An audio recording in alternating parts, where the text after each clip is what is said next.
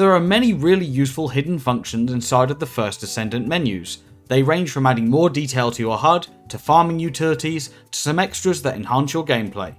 Timecodes are in the description if you would like to go to something specific, or just see what's on the list. Starting off with the 4 farming utilities. The Access Info tab is full of useful information of where to get things and what resources you need to construct them. If you're farming something specific and want to farm the materials needed to build it, it can become annoying going into the menu every time you forget what you're after or how much of it you need. Let's use Bunny Ultimate in this example. When hovering over any piece or resource in the Bunny Ultimate blueprint, you can enable something called tracking. This will make that element appear on the front page of the Access Info tab, so you don't have to go through the menu each time. Additionally, you can also make these tracked items appear on your HUD by switching from Track Quest to Track Items with this command here. Now you can see a live feed of your inventory numbers during gameplay. You can also track an item within Research, so it appears whenever you access the Research menu. So when you have all of the pieces you need, it's nice and easy to get the item building. As a side note, I am planning a future video that goes into details of Access Info and Research, as there's a ton of information in there and I don't want to overwhelm you in this video. Now moving on to perhaps the biggest and most complicated item of the video, the difficulty level rewards table.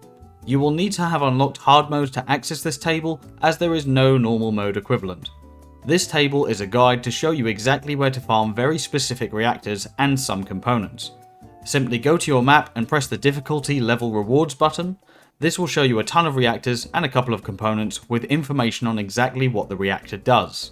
If you're farming a specific reactor, you should use the All Rewards spreadsheet.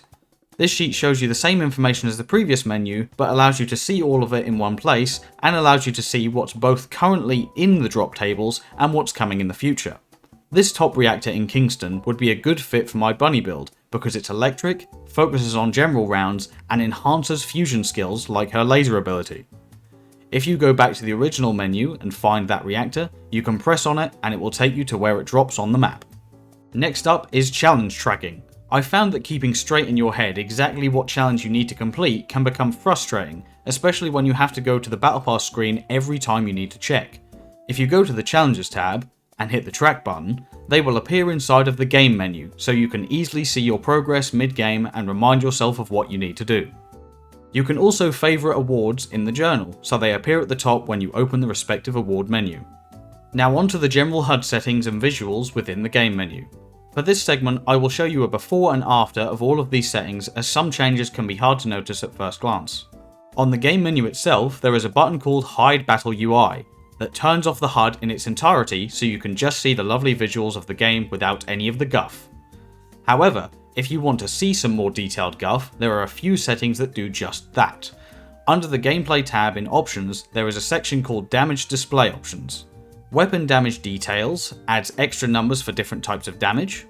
Skill Damage Detail adds the same thing but for skill-based attacks.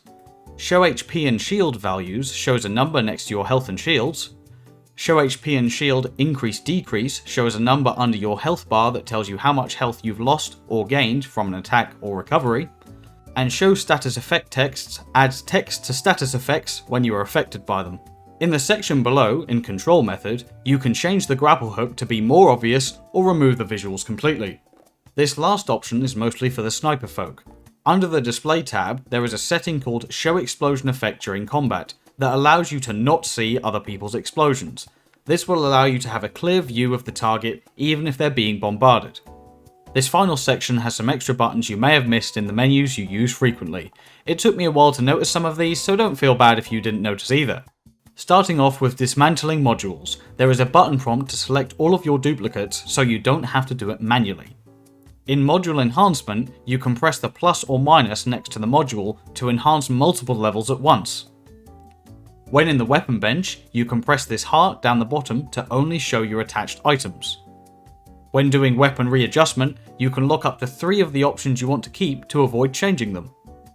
When enhancing a unique ability, you don't have to have the extras in your inventory, they can be in storage. If you want to clean a HUD in general gameplay, you can untrack quests that you're not doing. And finally, when returning to Albion, you can fast travel to the research area straight away instead of having to run over there from the other spawn point. Those are all of the menu tips and hidden features I could find. If I find any more in the future, I'll make another video like this one. If you found this helpful and would like more content like this on the first Descendant, please leave a like and consider subscribing. It helps out a bunch.